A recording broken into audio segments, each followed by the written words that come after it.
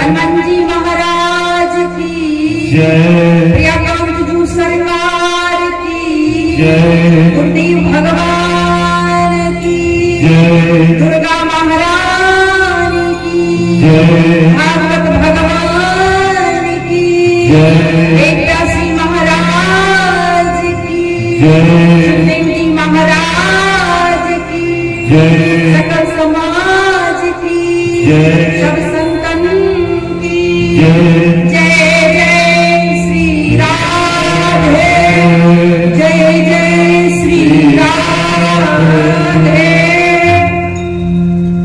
प्रियकांत जी के श्री चरण कमलों में कोटि कोटि नमन।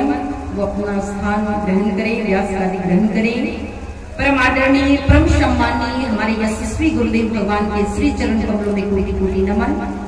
वो अपना आशीर्वाद अपनी कृपा हमें प्रदान करें। उपस्थित भक्तजन, प्रभु प्रेमी माताओं और बहनों, भगवान की मंगलमय कथा को श्रवण करने के लिए सभी रसिक जन जो पधारे हुए हैं, आप सबों को मेरा बार बार नमन वंदन।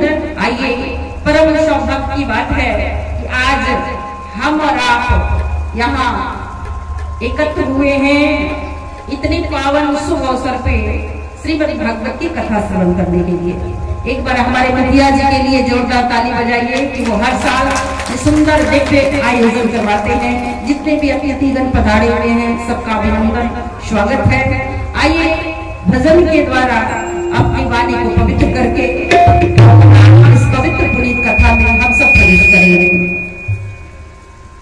अरे अपनी अपने मुख से, अपना अपना मुख है कि नहीं है तो पड़ोसी से है ना, अपने से गाएंगे कि पड़ोसी से, अपने से ना, तो अपने अपने मुख से हरि का नाम बोलो जी,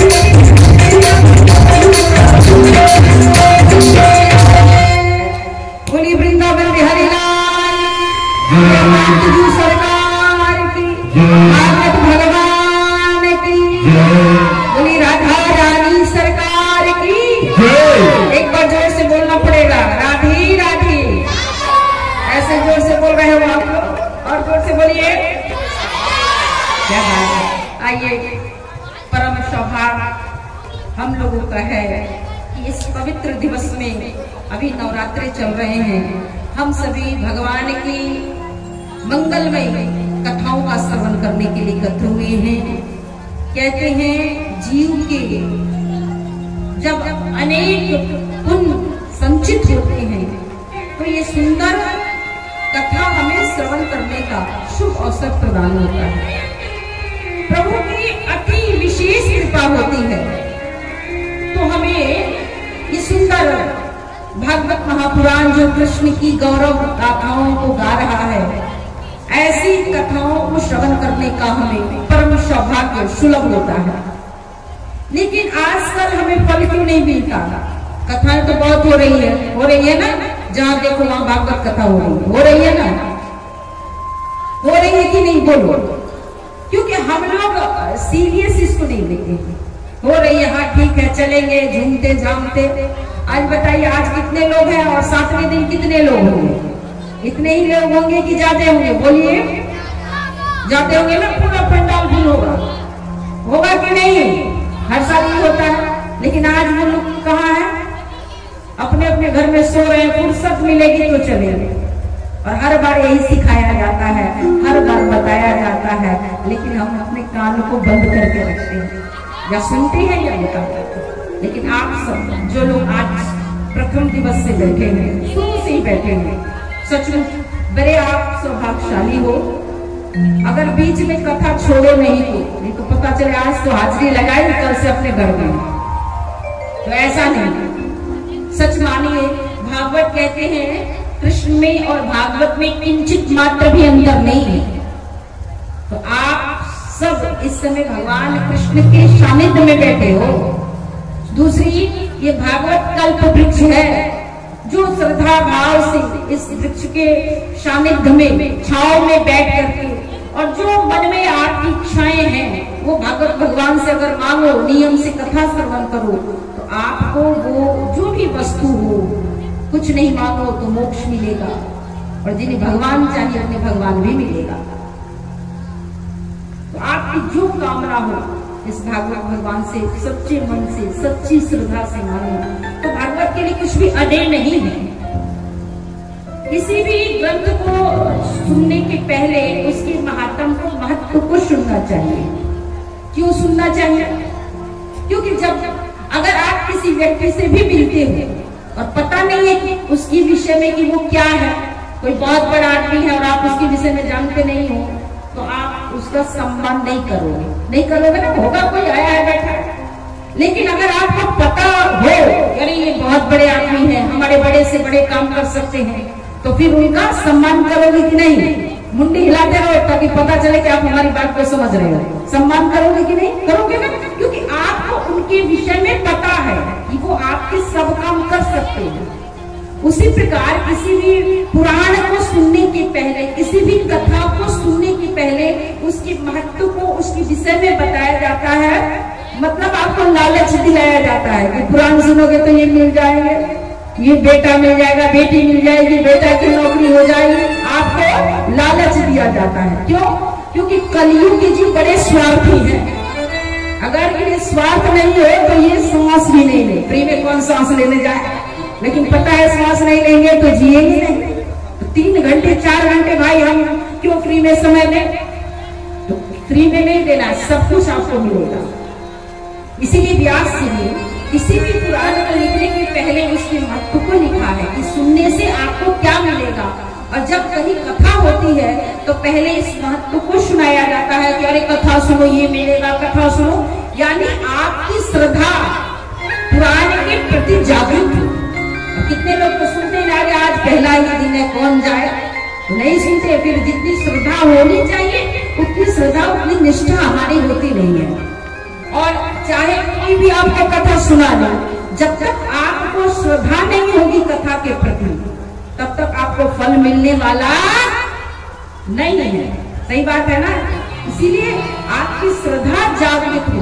इसीलिए आज भागवत के आप सुंदर, इसका क्या महत्व है, सुनने से क्या प्राप्ति होती है, इसकी कथा सर्वप्रथम हर भागवत में वक्ता आपको श्रवण कराते हैं जहां भी हो। तो आइए बड़े भाव से आइए भागवत जी में हम प्रवेश करते हैं। भागवत के प्रश्न श्लोक को आप मेरे साथ बोले, नहीं बोल सके तो आप श्रवण करें। सुनने का भी बहुत बड़ा महत्व है, बहुत भाव से बड़े प्रेम के साथ। और आप सबसे तो हमारी दोस्ती पुरानी है ना, पुरानी, तो सिखाना नहीं पड़ेगा। और देखो कितनी अच्छे से बड़े शांति से बैठे, बहुत अच्छा लग रहा है। पिछली साल का इसका प्रभाव दिख रहा है।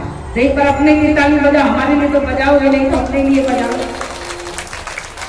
आइए बड़े भाव से।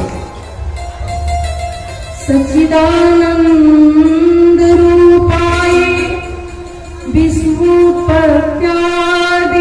तवे तापत्रय विनाशाय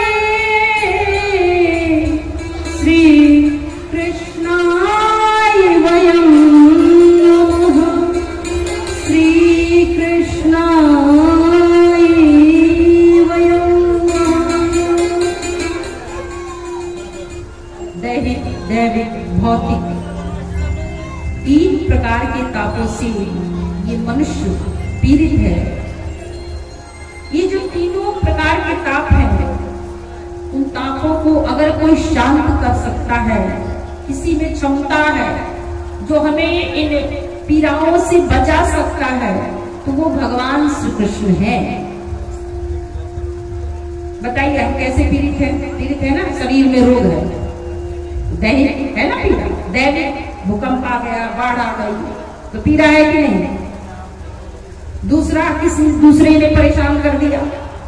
तो ये जो हमारे दुख हैं, इनकी निवृत्ति कहीं हो सकती है, कोई कर सकता है, तो वो सर्वेश्वर हमारे श्याम सुंदर हमारे श्री कृष्ण हैं।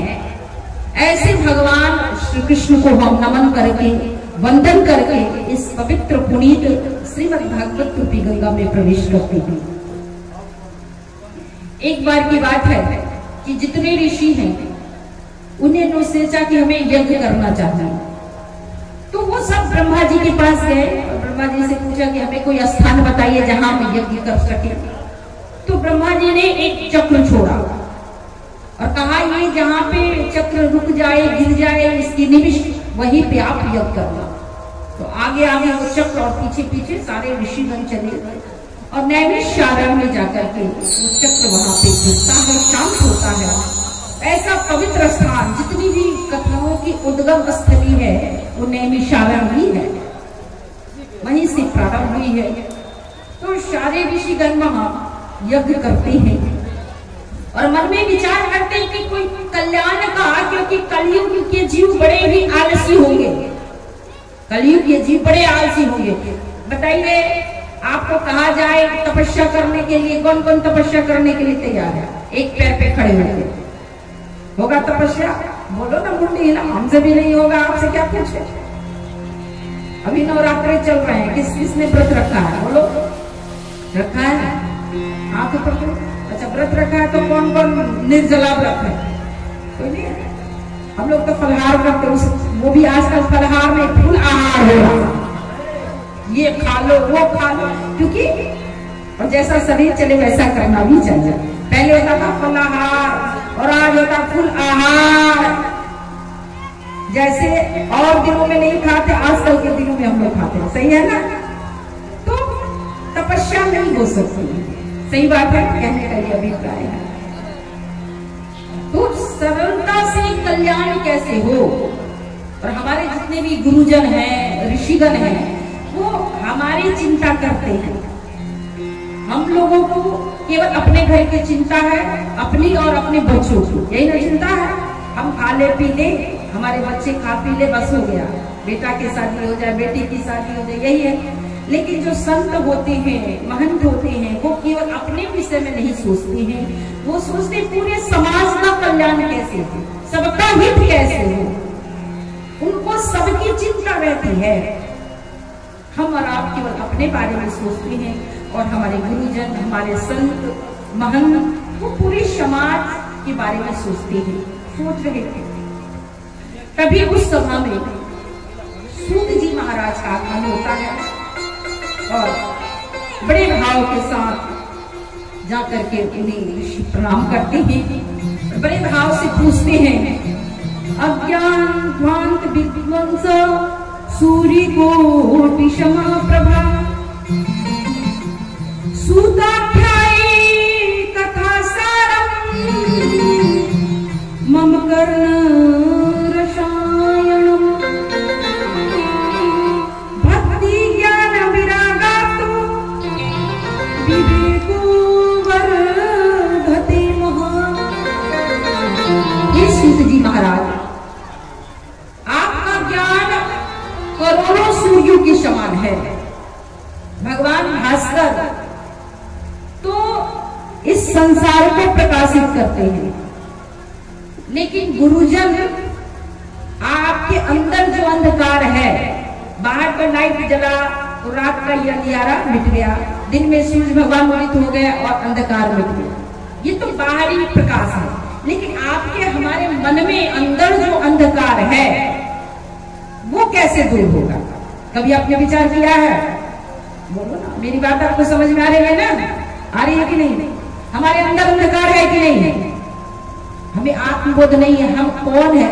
आपसे पूछूं मैं कि आप कौन हो, तो आप बताओगे कि मेरा ये नाम है, जो भी आपका नाम हो तो बताओ, वो तो आपके शरीर का नाम है।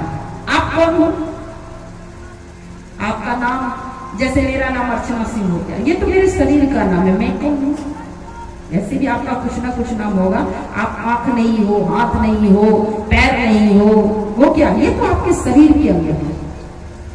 ये ज्ञान नहीं है। क्यों? क्योंकि हमारे अंदर अंधकार है। तो वो अंधकार कैसे होगा? तो वो अंधकार जब हमारे गुरुजन कृपा करते हैं अपने ज्ञान से, तब जाकर के वो अंधेरा दूर होगा। तो यहाँ कह रहे हैं कि आपका जो ज्ञान है वो करोड़ों, एक सूर्य के समान, एक करोड़ों सूर्यों के समान है। उस ज्ञान से हमारे मन के जो अंधकार हैं उसको आप दूर कर दीजिए। कोई ऐसा सार गर्वित कथा श्रवण कराइए जिससे भक्ति बढ़े, ज्ञान बढ़े, वैराग्य बढ़े। ऐसी कथा जिससे वैष्णव जन पूछते हैं, वैष्णव जन क्या करते हैं, कौन उपाय करते हैं जिससे उनकी भक्ति बढ़ती है, भक्ति का वर्धन होता है, ज्ञान का वर्धन होता है, विवेक का वर्धन होता है। और जब गुरुजनों से, संतों से इस प्रकार का जब प्रश्न किया जाता है तो बड़े प्रसन्न होते हैं। हम लोग जाते हैं तो पूछते हैं बेटा की शादी कैसे हुई, बेटी की शादी कैसे हुई, यही ना पूछते हैं। धन कैसे मिल रहा है, सब धन के पीछे दौड़ रहे हैं, लक्ष्मी के पीछे। देखिए, धन आवश्यक है, बिना धन के धर्म भी नहीं होगा, इसका विरोध नहीं है। लेकिन मानव जीवन केवल धन कमाने के लिए नहीं मिला, धन भी हो, धर्म के लिए हो। तो धन धर्म में लगे, ये विवेक आपको कहां से मिलेगा? तो सत्संग से मिलेगा। इसीलिए सत्संग जरूरी है। आपके पास लक्ष्मी आ जाए, मैं ध्यान चाहूंगी आप सबों का, आपके पास लक्ष्मी आ जाए और आपको विवेक ही नहीं है कि उसे खर्च कैसे करना है, तो जो लक्ष्मी आपको मंदिर ले जा सकती है, कथा ले जा सकती है, वो आपको मंदिरालय भी ले जा सकती है। तो लक्ष्मी कहाँ खर्च हो, ये विवेक तो होना चाहिए ना। विवेक होना। अब किसी को पैसा वो जुआ में लगा रहा है कि नहीं, मदिरा पान कर रहा है कि नहीं, तो वो लक्ष्मी आपका सर्वनाश कराएगी। सही बात है कि गलत बात है? बोलो, सही बात है ना? लेकिन अगर आपको विवेक हो तो उसी लक्ष्मी से आप धर्म कर सकते हो, सत्संग कर सकते हो, परोपकार कर सकते हो, तीर्थ जा सकते हो, अच्छे अच्छे कर्म कर सकते हो। तो वो लक्ष्मी आपको फिर कहाँ ले जाएगी? स्वर्ग ले जाएगी। या अच्छे कर्म और अच्छे कर्म करो तो भगवान के नाम भी जा सकते हो। तो ये जो विवेक है कि हमें क्या करना चाहिए, क्या नहीं करना चाहिए, वो हमें सत्संग से मिलता है। इसीलिए भोजन रोज करते हैं, क्योंकि हमारा तन स्वस्थ रहे। इसीलिए ना भोजन करते हैं। एक दिन भोजन नहीं करेंगे तो हमारा तन ठीक नहीं रहेगा, कमजोर हो जाएगा। तो भोजन रोज, लेकिन भजन रोज नहीं होता है। होता है भजन क्या? साल में एक बार कथा सुन लेंगे, वो भी चौथे दिन जाएंगे या 1 घंटे जाएंगे, जब मन हुआ गए, जब मन हुआ आए। तो बताओ, जिस प्रकार भोजन नहीं करोगे तो ये तन कमजोर हो जाएगा, तन कमजोर हो जाएगा, उसी प्रकार भजन नहीं करोगे तो मन कमजोर हो जाएगा। तन बिगड़ता है तो डॉक्टर के पास जाते हो, औषधि लेते हो, सही बात है ना? और मन बिगड़ जाए तो फिर कथा में जाना चाहिए। और तन से ज्यादा मन पे ध्यान देना चाहिए। तन भी स्वस्थ रहे, क्योंकि स्वस्थ तन होगा तभी भजन में भी मन लगता है। सर में दर्द तो फिर माला में मन नहीं लगता। तो तन भी स्वस्थ हो ये आवश्यक है, और मन भी स्वस्थ हो ये आवश्यक है।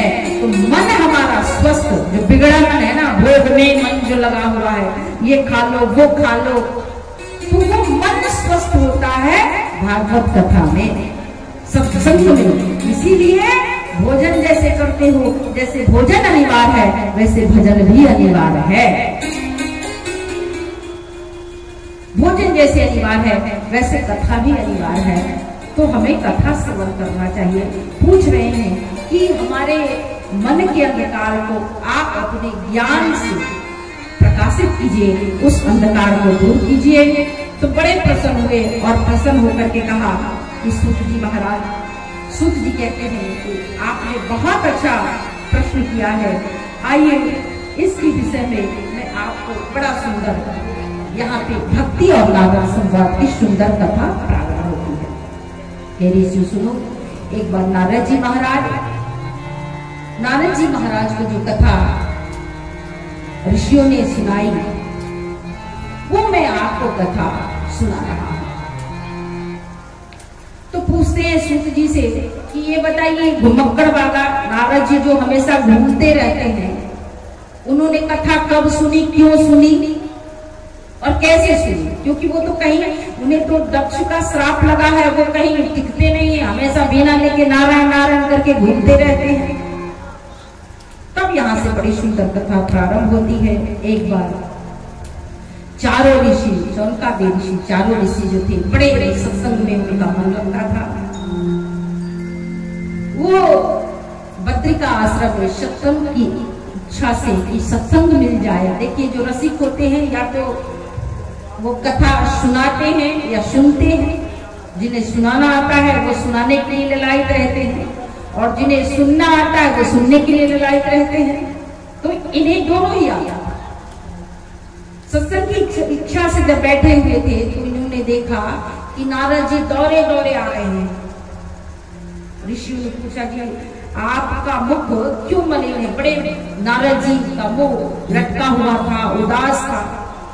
तो पूछते हैं कि आप जो है, आपका ये मुख है, आप दुखी क्यों हैं? आपका मुख जो है ये उदास क्यों है? संतों का मुख तो हमेशा सदैव प्रसन्न रहना चाहिए। आपका मुख तो इस प्रकार उदास है जैसे कोई व्यापारी व्यापार करने के लिए गया और उसका सब धन चोरी हो गया, व्यापार में नुकसान हो गया, और वो व्यापारी जिस प्रकार उदास रहता है उस प्रकार आप उदास हैं। कारण क्या है? तो नारद जी कहते हैं, मैं पृथ्वी लोक पे भ्रमण करने के लिए गया था, और जब पृथ्वी लोक पे भ्रमण करने के लिए नारद जी आए तो नारद जी ने देखा हर तरफ पाप ही पाप था। लोग केवल अपने उदर भरने में लगे हुए थे। खाओ पियो सो जाओ, और कलयुग में यही हो रहा है। हम लोग करते क्या है, क्या क्या करते हैं बोलो? खाते हैं, सोते हैं, कमाते हैं, बच्चे पैदा करते हैं और कुछ करते हैं? बोलिए। हम लोग करते क्या है? खाते हैं, कमाते हैं और बच्चे पैदा करते हैं, सो जाते हैं और कुछ नहीं करते। देखिए, खाना भी जरूरी है, कमाना भी जरूरी है, सब जरूरी है, लेकिन जीवन इसके लिए नहीं मिला है। जीवन भगवत प्राप्ति के लिए मिला है। तो नारद जी देख रहे हैं कि केवल पाप ही है, तपस्या नहीं है, सोच नहीं है, दया नहीं है, धर्म नहीं है, किसी को धर्म से कोई लेना देना नहीं है। घर में अब कोई अपने भाई से सलाह नहीं लेता है, सब कोई अपने साले से पूछते हैं क्या करना चाहिए, क्या नहीं करना चाहिए। तो नारद जी को बड़ा दुख हुआ और वो फिर वृंदावन गए। बोले कि अब जरा वृंदावन घूम के आऊं। तो नारद जी सुंदर भजन गाते हुए वृंदावन गए। 2 मिनट नारायण कीर्तन मेरे साथ आप करें। श्रीमन नारायण नारायण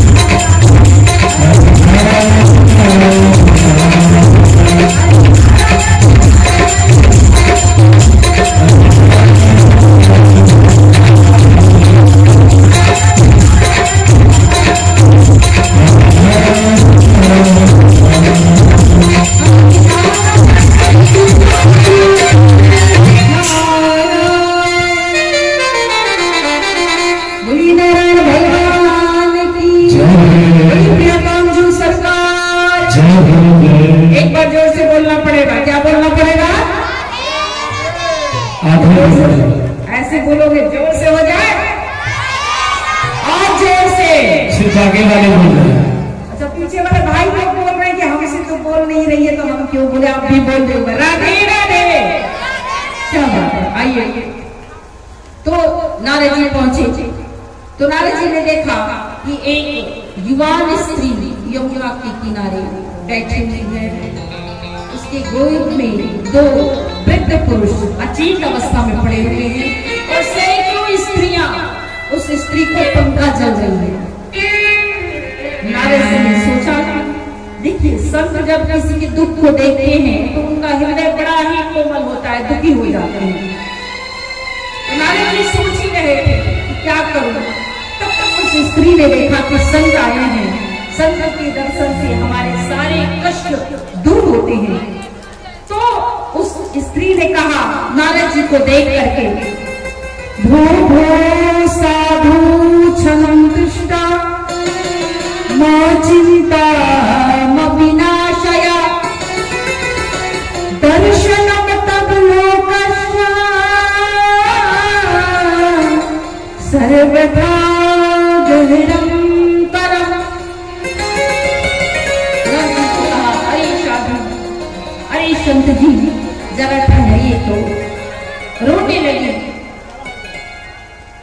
जाकर के नारद जी ने पूछा, ये देवी ही कल्याणी तुम कौन हो, तुम क्यों रो रही हो?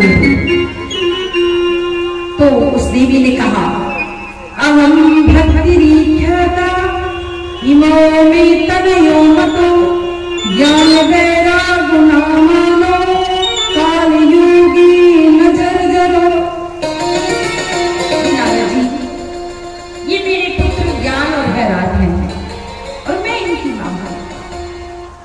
मैं भक्ति महारानी, मेरा नाम भक्ति है। ये मेरे दोनों पुत्र हैं। मैं रो इसलिए रही हूं कि मैं तो युवान हूं, लेकिन मेरे जो ये दोनों पुत्र हैं ज्ञान और वैराग, ये वृद्ध हो चुके हैं। और कोई माँ अगर जवान हो और बच्चे बूढ़े हो तो बताइए समाज उसको उपहास उड़ाएगा कि नहीं, हंसी का पात्र है कि? तो मैं तो युवान हूं, लेकिन ये जो मेरे जो दोनों पुत्र हैं ये वृद्ध हो चुके हैं। कोई ऐसा उपाय कीजिए जिनसे इनकी जो ये अवस्था है ये ठीक हो सके, स्वस्थ हो सके पुनः। तो नारद जी ने कहा चिंता मत करो देवी, मैं कुछ करता हूं। और नारद जी ने गीता का पाठ सुनाया, वेदों के मंत्र को श्रवण कराया, लेकिन वो जैसे तैसे ठीक तो होते उठते और फिर उसी प्रकार जिस प्रकार थे अचेत अवस्था में, उसी प्रकार वो अचेत अवस्था में चले जाते। अब नारद जी बड़े परेशान, क्या करें भाई। तभी आकाशवाणी हुई कि आप कोई सत्कर्म कीजिए। अब नारद जी टेंशन करने लगे कि भाई अभी तक गीता पाठ है, क्या सत्कर्म नहीं है, क्या करें। तो नारद जी ने भक्ति महारानी को कहा कि हे देवी तुम चिंता मत करो। वो भगवान जिन्होंने द्रौपदी की रक्षा की, पांडवों की रक्षा की, ध्रुव प्रहलाद की कृपा की, वो कहीं चल नहीं गए हैं, वो यही है। भगवान पे विश्वास करो। और हे देवी तुम तो इतनी महान हो, प्रभु को इतनी प्रिय हो कि तुम्हारे बुलाने पे तो भगवान कहीं भी चले जाते हैं। अच्छा भक्त कोई बुलाए तो भगवान विचार करेंगे कि भाई आप अमीर नहीं हो, आप सुंदर नहीं हो, हम नहीं जाएंगे? भगवान कभी विचार करेंगे? जो भी बुलाएगा, जो भी भगवान की भक्ति करेगा, भगवान बिना विचारे भक्ति से भगवान केवट को मिल गए, भक्ति से भगवान सबरी को मिल गए, भक्ति से भगवान कैसे कैसे पापियों को भगवान मिलेंगे।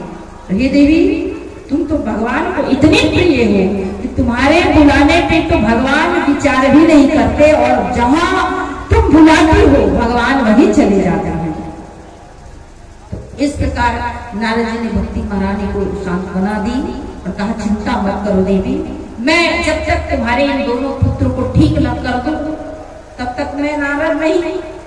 मैं ऐसा प्रयास करूंगा कि तुम अपने दोनों पुत्रों के साथ घर घर में विराजमान हो जाओ। और और नारद जी बिना उठा के चल दिए। जितने भी ऋषिगण संत मिलते थे सबसे पूछते थे कि भाई कोई बताओ ज्ञान वैराग कैसे ठीक होंगे। अब जितने भी थे सब खसकने लगे कि भाई नारद जी इतने बड़े ज्ञानी, जब इन्हें पता नहीं है तो हम क्या बता। कोई कहता कि भाई हमारा तो मौन है, चुप हो जाते, इशारा से कहते कि भाई हमने मौन ले रखा, हम नहीं बताते। अब नारद जी बड़े परेशान। तब जब यहाँ ऋषियों का समागम हुआ तो नारद जी ये बता रहे हैं कि कोई ऐसा उपाय बताइए, आप लोग कुछ ऐसा कीजिए जिससे ज्ञान और वैराग स्वस्थ हो जाए, सचेत हो जाए। अचेत अवस्था में थे।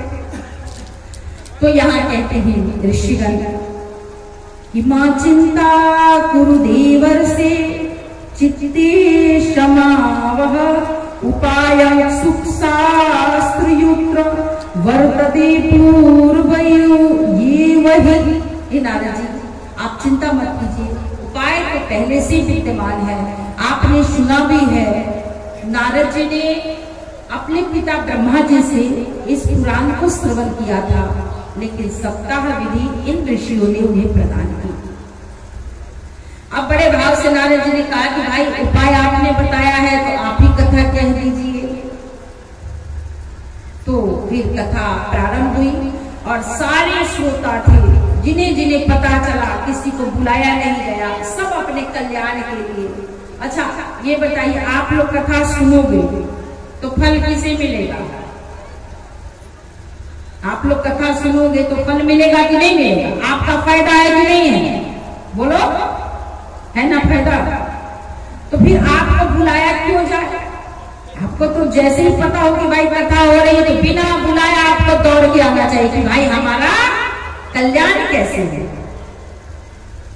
तो जितने भी ऋषिगण थे वो सब बिना बुलाए सब दौड़ के सारे ऋषिगण उस स्थान पे जहाँ ये सुंदर कथा हो रही थी, सब वहां कनखल हरिद्वार में एकत्र होते हैं। बड़े प्रेम के साथ ये कथा प्रारंभ होती है और जैसे ही कथा प्रारंभ होती है सभी श्रोता वहां बैठते हैं और अभी जैसे ही गुलाल शंख ध्वनि होने लगी, मंगलाचरण होने लगा, उसी समय भक्ति महारानी अपने दोनों पुत्रों के साथ नाचती हुई वहां प्रस्तुत हो गई और गाने लगी श्री कृष्ण गोविंद हरि मुरारी हे नाथ नारायण वासुदेवा श्री कृष्ण गोविंद हरि मुरारी हे नाथ नारायण वासुदेवा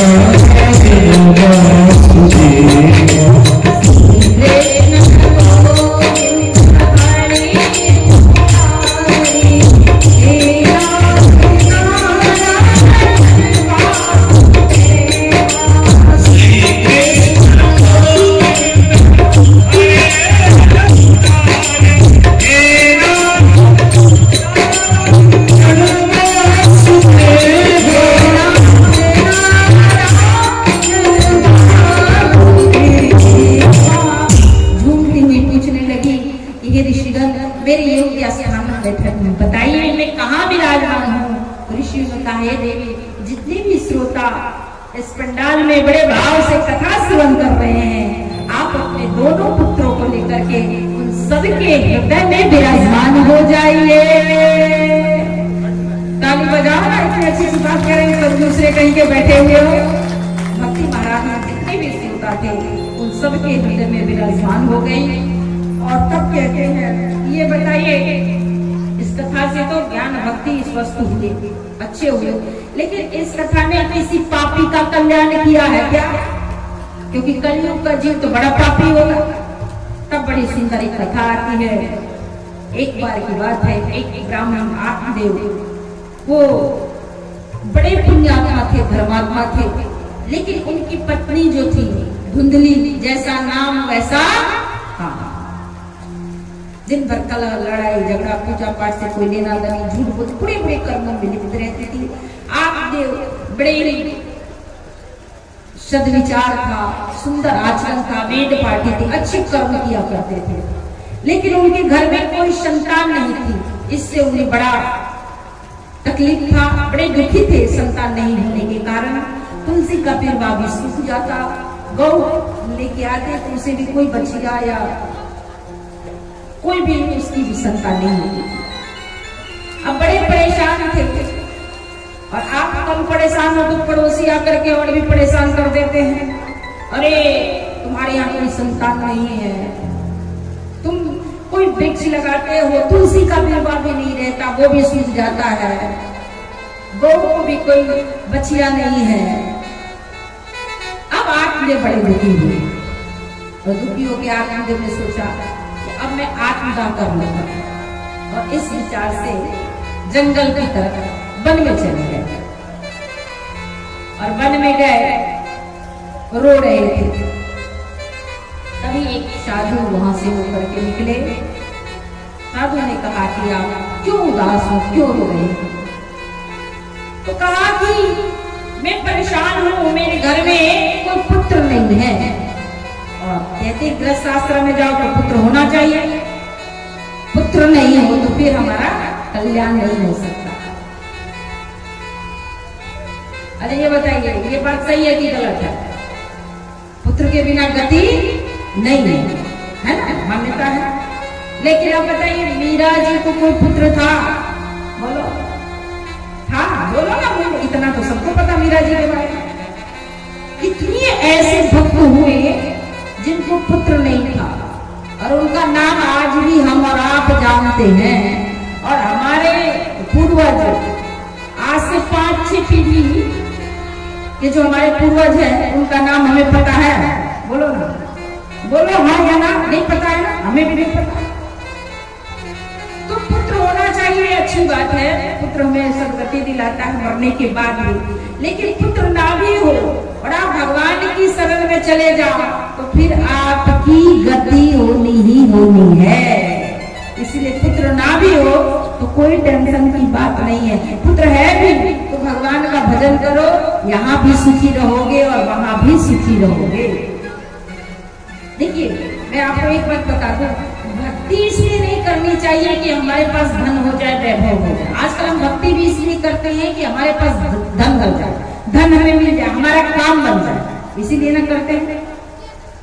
भक्ति इसलिए नहीं करनी चाहिए, भक्ति इसलिए करनी चाहिए कि हमें भगवान मिल जाए। जो आपके भाग्य में है वो मिलेगा ही मिलेगा।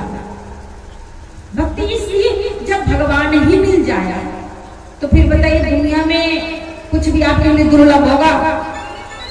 और ये जो हम भोग पदार्थ में सुख खोजते हैं कि ये मिल जाए तो हमें सुख होगा, ये सुख का छलावा, इसमें सुख नहीं है। जब तक गोविंद नहीं मिले तब तक सुख मिलने वाला नहीं है। जो चीज दूसरे के पास है ना, हमें लगता है कि हमारे पास आ जाएगा तो बहुत सुखी रहेंगे।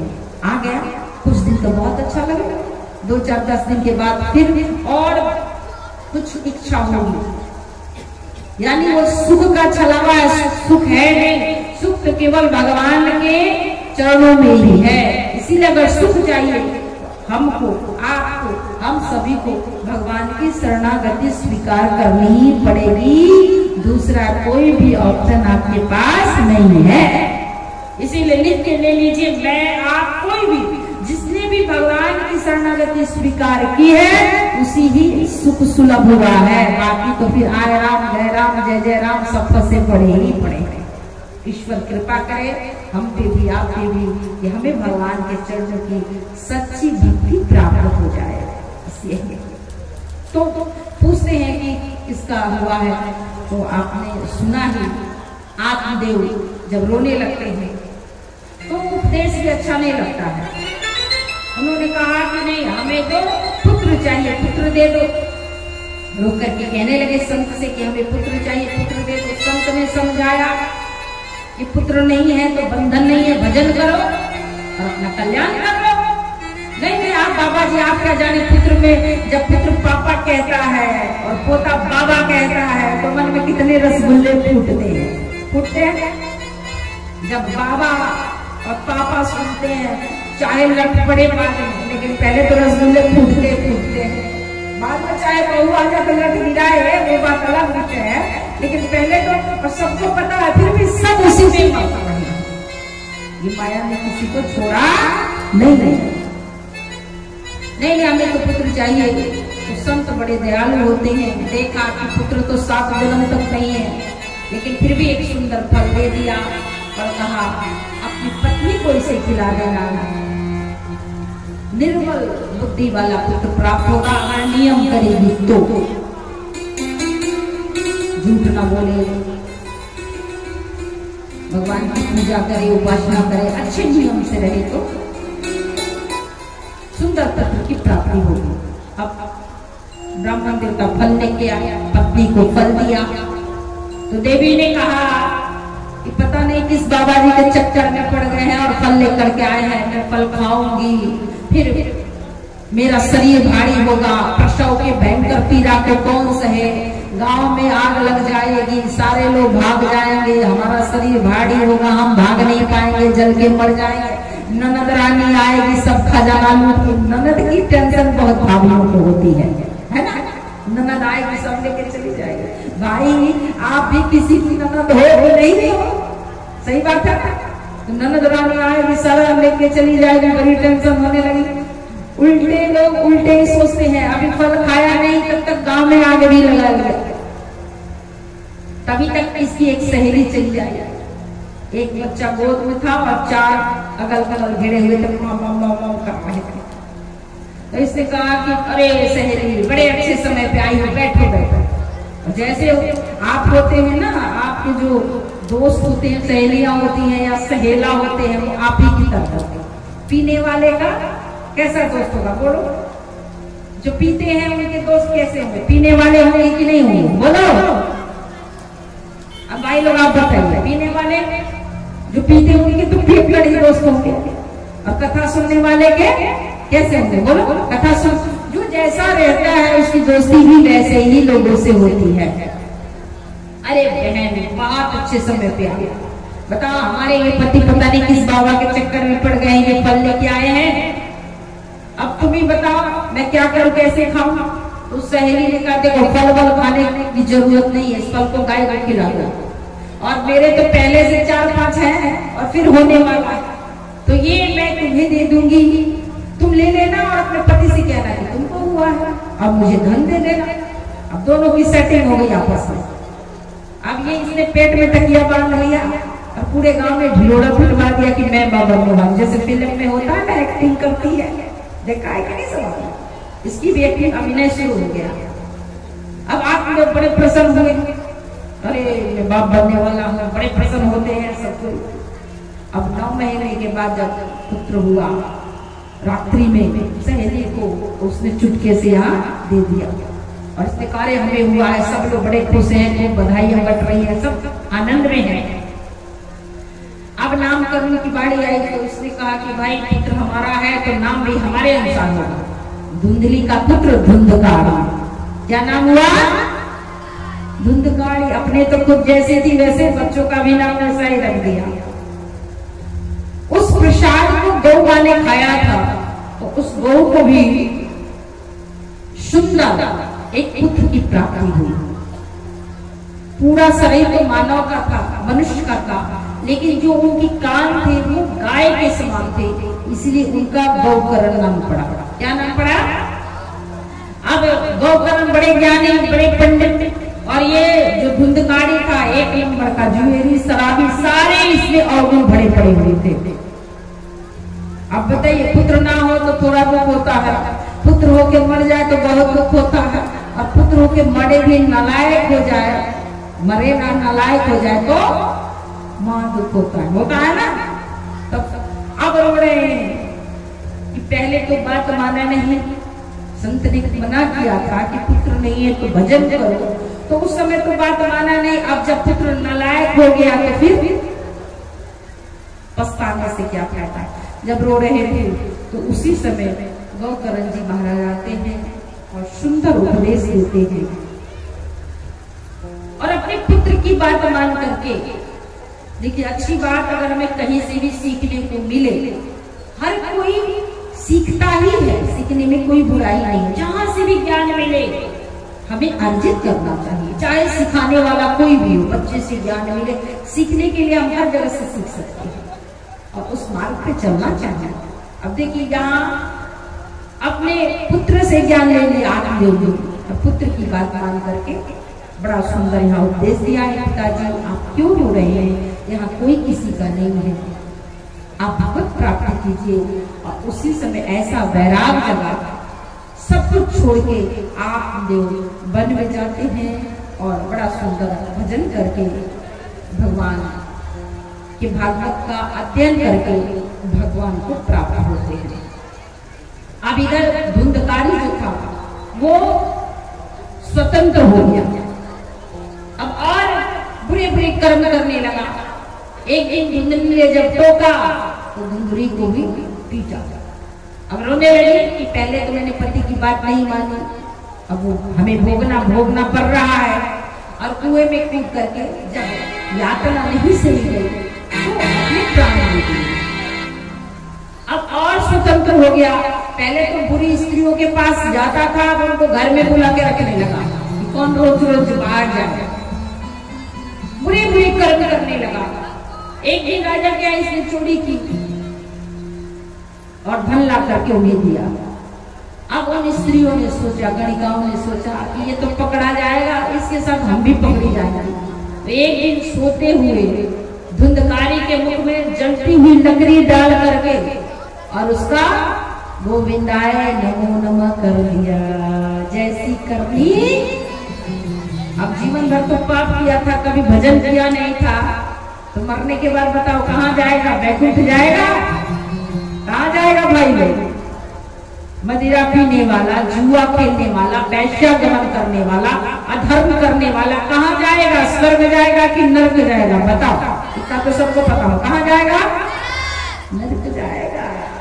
अच्छा, पता सबको है कि जुआ खेलना पाप है, मदिरा पीना पाप है, चोरी करना पाप है, झूठ, पता सबको है, लेकिन मानते सब, झूठ बोलते हैं सब नहीं। लेकिन यहाँ तो नहीं, आप लोग पीते हैं, हमें पता है, यहाँ तो बड़े अच्छे लोग, यहाँ के लोग तो मदिरा पान नहीं करते हैं ना, हमें पता है। आप सब लोग शरीफ बैठे, कोई भी एकदम छूटा भी नहीं है, बड़े सज्जन लोग बैठे हैं। एक बार आपके लिए जोरदार ताली बजाते हैं। नहीं पीते हम लोग, हमें पता है, हम जानते हैं सब, बहुत अच्छे लोग। तो पीने के बाद कहाँ जाओगे भाई लोग? कहाँ जाओगे? आप नहीं, जो पीते हैं, आप लोग तो नहीं पीते हैं, जो मदिरा पान करते हैं, जुआ खेलते हैं, बुरे कर्म करते हैं, कहाँ जाएंगे? जोर से बोलिए, देविया नहीं, भाई लोग बोले, कहाँ जाएंगे वो? कहाँ? कुछ लोग चुप है, नर्क में जाओगे ना। आप नहीं, जो पीते हैं उनके बारे में, आप तो पीते ही नहीं हो, फिर जो पीते हैं उनके बारे में। तो वो भूत बना, प्रेत बना, और प्रेत को भयंकर पीड़ा होती है, भयंकर यातना होती है। भोजन है नहीं, वो खा नहीं सकता क्योंकि शरीर तो होता नहीं है। अब भोजन करने के लिए शरीर चाहिए ना, भयंकर पीड़ा यातना होती है। अब पीड़ा पाने गौकरण जी महाराज तीर्थ के लिए गए थे। जब उन्हें पता चला तो गया में जाकर के उन्होंने अपने माता पिता को भाई कर पिंड दान किया।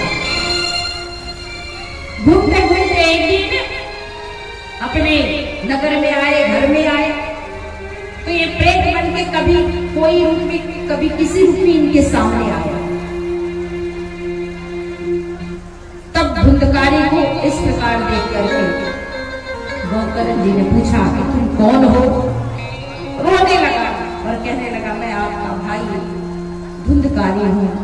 अपने बुरी कर्म के कारण मैं बुरी योनि में भूत बना हूँ, जांच बना हूँ, प्रेत बना हूँ और नाना प्रकार के दुख को भोग रहा हूँ, झेल रहा हूँ। अब मेरी सदगति के लिए कोई उपाय कीजिए, आप ऐसे कृपा कीजिए ताकि मेरी जो दुर्गति हो रही है, ये दुर्गति से मुझे सदगति प्राप्त हो। तो गौकरण जी महाराज ने सूर्य नारायण से पूछा और भगवान भास्कर ने बताया कि आप श्रीमद् भागवत की कथा सप्ताह में श्रवण कराइए, जिससे सुन करके प्रेत भी मुक्त हो जाएगा।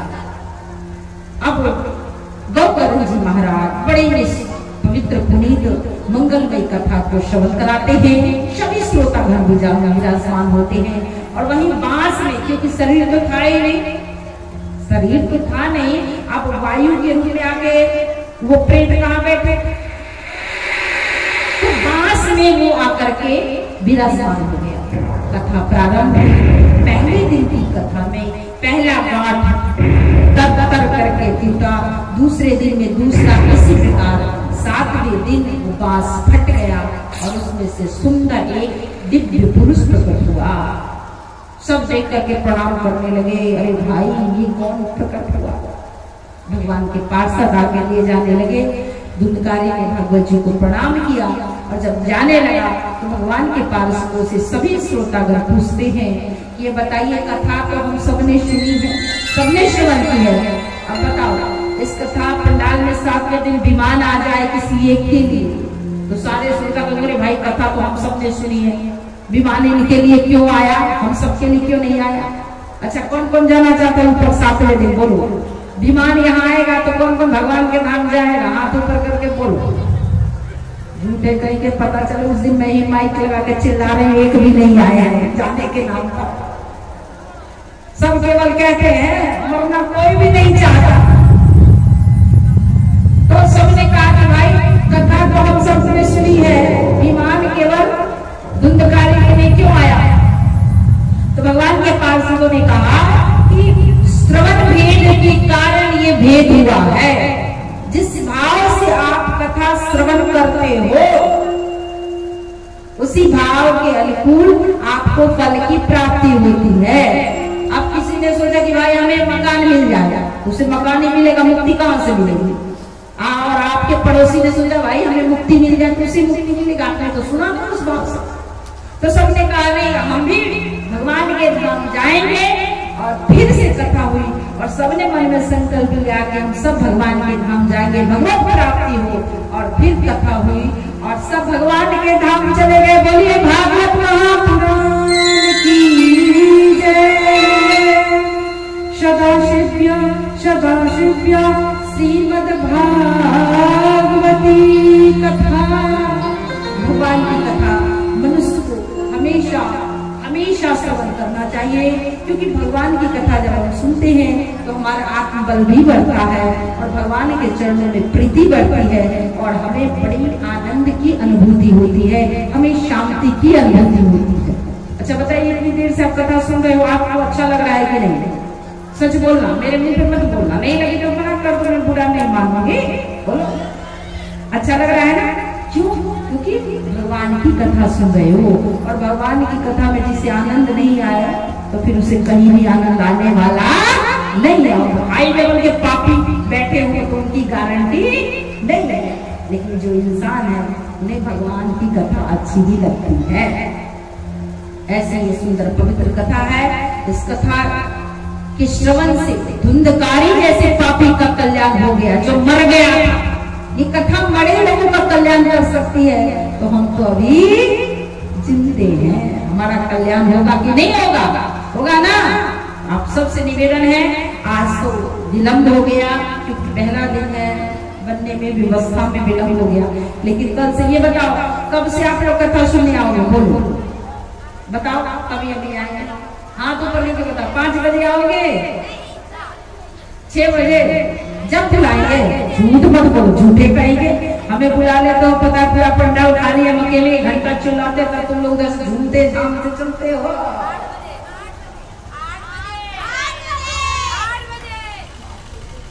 8 बजे सुनो, कितनी लेट हो जाएगी बोलो तुम? यानी खा पी के आओगे आराम से सोने के लिए कथा में। आप सब कल से 6 बजे चले आए। कौन कौन आएगा 6 बजे? बोलो आओगे ना? और अगल बगल जितने अगर कल नहीं आए जिन्होंने हाथ उठाया है, सबको सबके पड़ोसी की कसम लग जाए। अब तो और नहीं आएंगे कि लगे पड़ोसी को, सब पड़ोसी ने नाक में दम कर रखा है। अच्छा नहीं, पड़ोसी की नहीं, सबको सबके मोबाइल की कसम लग जाए। अब सब आएंगे क्योंकि आजकल सबसे प्रिय मोबाइल ही है सबको। ऐसा नहीं, आप सबसे निवेदन है, जहां तक मेरी आवाज आ रही है, आप सब बड़ी इस सुंदर यज्ञ हो रहा है आपके गांव में, इतने सुंदर पवित्र अभी नवरात्रि चल रहे हैं, तो आप सब बड़ी से बड़ी संख्या में आए और जो भी आपके अगल बगल आस पड़ोस में है सबको खींच खींच के कथा में ले आए। कौन कौन लेके आएगा कल से?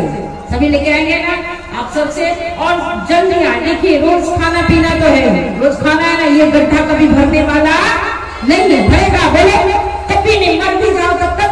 और घर वाले चाहे जितनी भी इनकी सेवा कर दो, ये यही कहेंगे कोई काम नहीं करते, दिन भर पड़ी रहते हैं, तो फिर सेवा मत करो, ऐसा मैं नहीं कह रही हूँ, लेकिन अपना आप ही कल्याण करो, ये मैं कह रही हूँ। अब सबसे निवेदन है, जितनी भी दीदियां सुन रही है, भाई बहन सुन रहे हैं, आप सब लोग कल से 6 बजे बड़ी से बड़ी संख्या में आए, औरों को भी यहाँ लेकर के आए। और एक बात मैं और कहूँ, अच्छा भजन सुनना है कि बातें कर रहे हैं? भजन सुनना है तो कौन कौन हम भजन गाएंगे, तो आप भी कुछ करोगे कि नहीं करोगे? करोगे ना?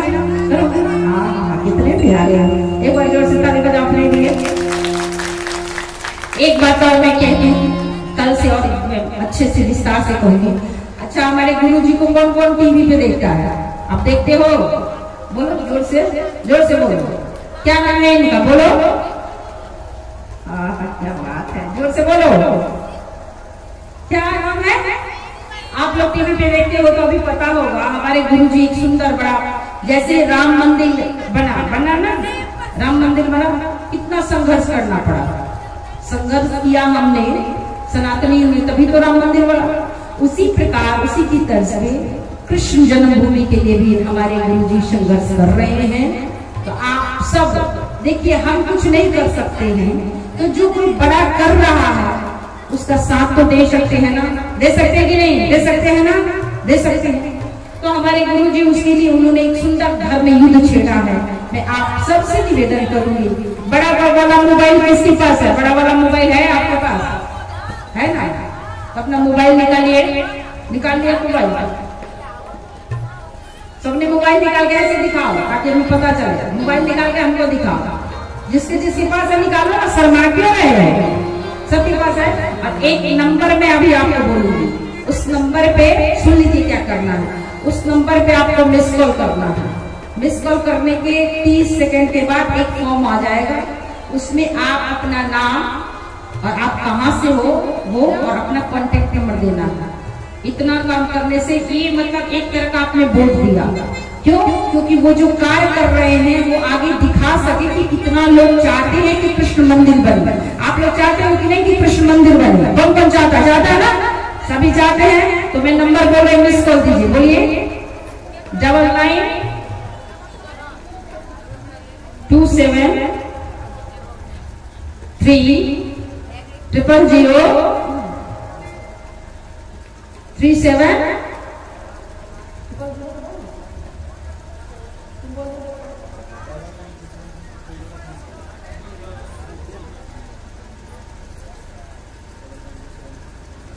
9927300037 डायल किया आप लोगों ने? कर दिया ना? कल से यहाँ पे पोस्टर लग जाएगा, ठीक है? और देख के आप कीजिए, और एक फॉर्म आएगा उसको आप भर दीजिए। तो आप एक तरह की आपने वोटिंग कर दी, वोट दे दिया कि ये काम होना चाहिए। तो इतना तो हम कर ही सकते हैं ना? करोगे कि नहीं? मेरी बात कौन कौन मानेगा? हाथ उठाओ, मानोगे तो सभी मानेंगे। बहुत अच्छे। आइए एक भजन सुनते हैं, उसके बाद आरती। एक बार और बताएं, आप सब इस कथा का प्रचार कीजिए। और कल से, आज पहला दिन है, विलंब हो गया, हम सब प्रयास करेंगे, क्योंकि 12 बजे रात में कथा सुनो तो वो अच्छा थोड़ी लगेगा। हर चीज समय भी अच्छा लगता है ना। आप 8 बजे आएंगे, 12 ये समय से आइए, 5 बजे 6 बजे, और फिर 8 भी अपने और क्या।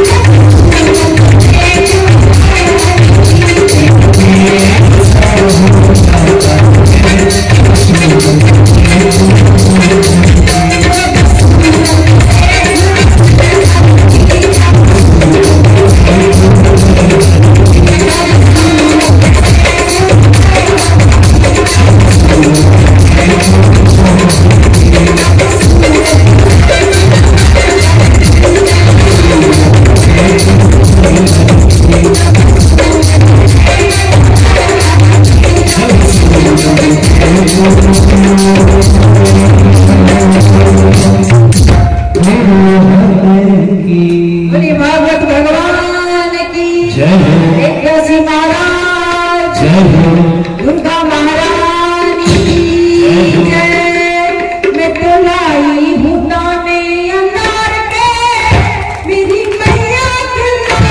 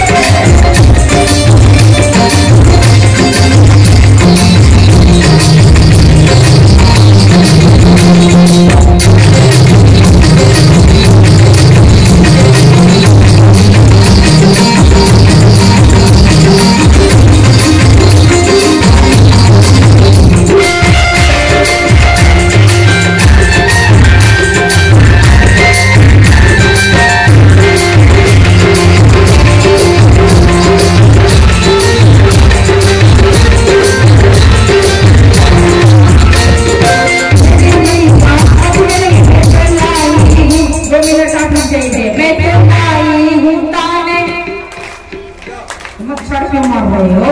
मैं तो लाई हूँ। ऐसे क्यों गा रहे हो? मैं तो लाई हूँ खाने अनार के, मेरी मैया के सब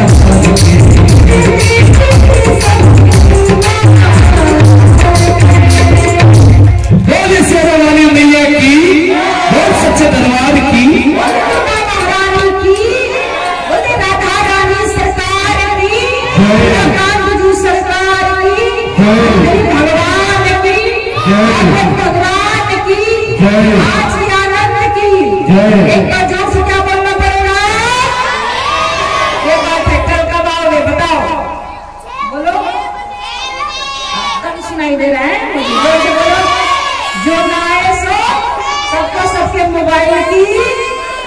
अगर कल मैं आई 6 बजे अगर पंडाल में आप लोग नहीं दिखे तो फिर लठन क्या होगा, सबको लगेगी। ठीक है, आओगे ना? चलो आरती आरती करते हैं। आप सबसे निवेदन है बड़ी से बड़ी संख्या में आप लोग उपस्थित हो और भगवान की इस पवित्र कथा में हम सब तन मन धन से एकत्र होकर के और आनंद प्राप्त करें।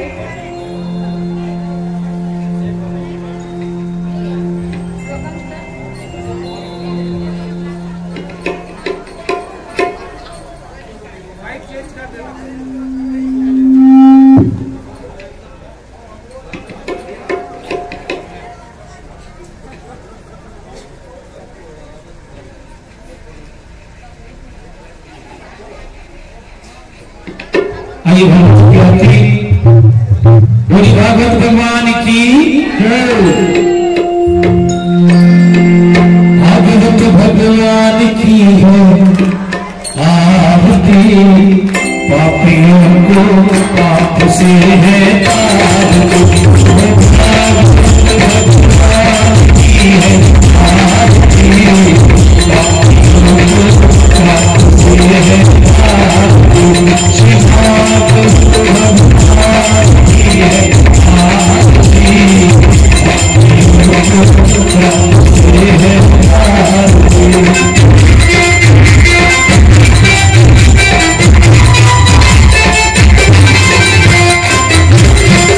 Yeah.